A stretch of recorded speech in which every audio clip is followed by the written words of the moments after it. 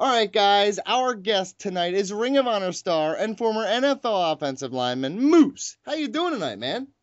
I'm doing good. Thanks for having me. No problem, man. We're happy to have you on the show. Listen, since making your debut with Ring of Honor, you've been one of the most talked about prospects in wrestling. What has the transition from the football field to the wrestling ring been like for you? And what are some of the struggles you have faced during the switch? Um, Actually, right, I mean, the transition has been pretty easy, and I think it's just because of, I feel like it's easy to transition to something, especially if you have a huge passion for it. And since I have a huge passion for wrestling, I mean, the transition came so easy.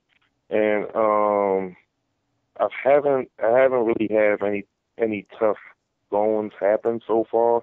Everything's been going really smooth, and I thank God for that. And thanks for the people I have in my corner, my supporting cast that's helping me with this whole transition. Mike Chiari?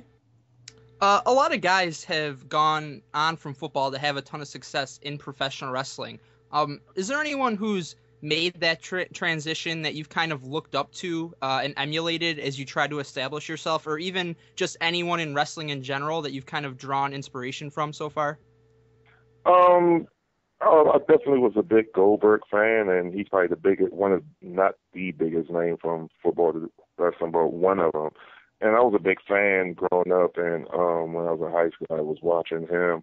But I wouldn't say I emulate anything that he does. Obviously, he does the spear, and I put my own twist to the spear. But that was totally luck how I came up with that. It's not something I thought of and was like, oh yeah, since Goldberg does the spear, I'm going to do it also. I was just fooling around one day in practice, and I did it, and I was like, wow, I could do that, and I just went on with it. And, but I definitely was a big fan of his and love his style in the ring. And certain other guys I look up to is guys like Brock Lesnar, who is still currently wrestling, and I'm a huge fan for him. And definitely the greatest wrestler, Ric Flair, and Scott Hall, aka Razor Ramon, and which I'm actually good buddies with, and he has taught me a lot and showed me a lot. So looking up to some of these guys who currently wrestle or pave the way for guys like me definitely helps with my transition. And guys like Scott D'Amore, who's a mentor of mine and a real good buddy of mine, I actually look at him like a kind of like a dad that I never had, you know. He's definitely helped me a lot with this whole process. And then some of the guys in Ring of Honor, like Kevin Kelly and Delirious and Truth Martini and all those guys who helped me out on the regular. So that kind of helps to have with those guys in your corner. Brandon Galvin? On this show, we frequently mention how professional wrestlers don't receive enough credit for their athleticism from the mainstream media. And as someone who's been in the NFL and now doing professional wrestling, would you agree with that? And what do you think it would take for professional wrestlers to receive that type of recognition?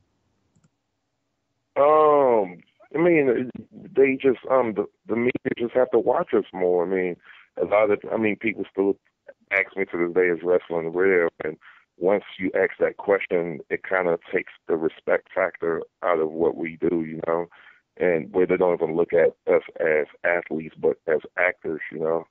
So I think I think it's a good thing with Global Force coming out is now you have another company who doesn't have a TV deal yet, but when and if they get one, then you have another option on TV where you could reach more fans. You know, now you have Raw, you have TNA, you have Ring of Honor, you have Lucha Underground, and then if Global Force or when Global Force gets a TV deal, you have that product on TV. You know, so now you're reaching even more media and more fans out there that can see what we do as us being athletes and not acting. You know.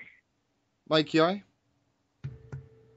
It was just announced that you're going to be part of Jeff Jarrett's Global Force Wrestling promotion, as you just mentioned. And a lot of fans are excited to see what GFW kind of brings to the table. But what are your expectations for it? And why did you ultimately decide that being part of GFW's initial roster was the right move for you? I mean, it's a chance for more people to get to know who Moose is. Is ultimately a chance for me to get more experience. And it's like one of those things where the announcement came up. I guess everybody who don't know is like, oh, Moose signs with Global Force. Oh, Moose left Ring of Honor, not knowing anything about what's going on or what my status is, and they just making up all these rumors. But just to get that hashed out, I'm still with Ring of Honor, and the relationship there is still great, and that's still my family, and I can do Global Force Wrestling shows, and that's awesome that I can do that, and that's just where it stands. And I just feel like Jeff Jarrett, he's a great mind, and it will be great for me to learn some stuff from him and actually work with him. I'm looking forward to that. All right, well, when an athlete makes a jump from another sport to wrestling, some fans are hesitant to show their support initially until they prove themselves. How do you feel Ring of Honor crowds have reacted to you? And do you feel you're better suited as a heel or a face? I think the Ring of Honor crowd has taken me well. Actually took me more than what I expected that they would. So that was definitely surprising. But I mean, thank you to all the fans who like me, and thank you for all the fans who don't like me. But to answer your question, whether am I a heel or a face, I mean, that's kind of a hard question to answer. I'm just myself. And it's up to the fans on if they want to like me or if they want to hate me. I mean, for the guys who would hate me, I've never done anything for them to make them hate me. And for the guys who love me, I've never done anything that made myself pure babyface. I'm just me. I mean, fair enough. BG? Moose, have you noticed any similarities in how you used to prepare for an NFL game to now how you prepare for a wrestling match? Definitely similar. There's a lot of focus that goes on. A lot of stretching, warming up. Pretty much, I mean, it's similar. Obviously, it's a little bit different because now you don't have to put on shoulder pads and you don't have to tape I mean, some guys take their wrists, some guys take their ankles, but in my sense, I don't have to do that.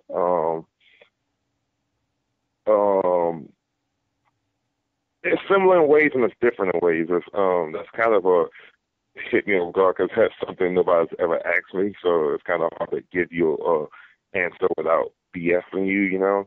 But to answer that question, it's really similar in ways and it's definitely different because, I mean, let's be honest here, you're talking about one thing that is 100% a grind, you know, where you're talking about another thing where it's about 50% a grind and 50% entertainment, you know. So obviously in that mindset, it's going to be a little bit different, but it's the same in the same goal, in the same sense that you don't want to mess up in both aspects. In football, you don't want to miss a block, and in wrestling, you don't want to miss a spot, you know. Well, in the past, you have attended WWE training camps, and you've worked with several stars of experience with the WWE. What did you learn from those experiences, and is reaching the WWE your ultimate goal in wrestling? Yes and no. I've definitely, I mean, some of the trials I went through, I mean, there was a bunch of big names there, like Steven Regal, which was somebody I looked up to growing up. And I definitely got a lot of advice from him. And it's actually one thing he taught me the first time I met him, and it's still, before I walk down that ramp, I always think about it, and that's definitely big. And you got guys like Bill DeMott, which I know he's not there anymore, but actually got a chance to work with him during my tryout and some other names there, and that's great. But the ultimate goal is to be successful in wrestling. Now, could it be in the WWE? If that happens, that's great. But WWE is not, like, if I never make it there, I wouldn't say my goal was not successful, because there's other things, there's other companies you could work for and you could make a name for yourself. Like, for instance, if Devitt never went to WWE, would you have said his career was successful? I would say it was. because he was working for the second biggest wrestling company in the world, New Japan. So Fair. Mike Chiari? One of the hottest stories in sports right now is the deflategate scandal with the New England Patriots. And as someone who played for the Pats, I just wanted to get your overall thoughts on the situation. And also, did you see any evidence of anything like that happening during your time with the Patriots? I honestly, I am a Pats fan, and is it because I played for them? It could be. But I'm a big believer that when somebody's doing good, there's always going to be people out there that hate. Now, could it be the situation in this standpoint? I don't know. I mean, you never know until it comes out. I mean, I don't know. Could Brady have cheated? He probably could have. I would hope he didn't, but I don't know. I mean, I wasn't there. I mean, I wasn't a ball boy. I'm not Brady. I don't know what happened, but I mean, I would be positive and say that they won the game fair and square, and that's it. But I do know once things are going great for people, you're always going to have believers, and you're going to have doubters, and you're going to have haters. And could this be a way for fans and people to hate on the hated Patriots? It could be. I mean, but one thing I know for sure is not good that they had the whole Spygate thing happen a few years back. I mean, that kind of hurts them. So that it almost like they have a trend for cheating. I know that's not a good thing, so that probably affects them.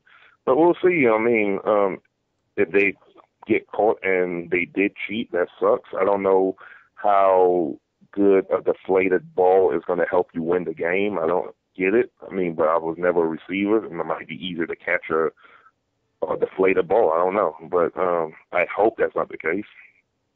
Well, knowing how the NFL has been coming down on guys and teams lately a little bit more so than they were previously, what do you think is going to happen with Brady? Do you expect a suspension maybe? Definitely a suspension. I think it would be overdoing it if he got a whole year suspension. That would definitely be overdoing it. If anything, he'll probably get a game or two.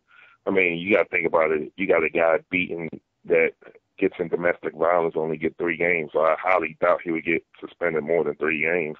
I mean, what's more important here, domestic violence case or having your ball boy deflate a couple of footballs? I mean, you know, so I mean, I honestly, I don't see, if he does get suspended, I don't see him getting suspended more than 2-3 games. If anything, he'll probably get fined. If I was the GM, if I was Roger Goodell, and he did come out, so he got caught. Let's say he did do it, and I was Roger Goodell. The most I would do is probably fine him. What is suspending him going to do? I mean, BG? I mean, it's not like they won the game by a touchdown. It was a blowout. I mean, That's fair. The thing about it, like, if I'm not mistaken, they rushed for like 200 or something yards that game. So does a deflated ball have anything to do with you running the football? I don't know. I mean, so would suspending him really mean anything?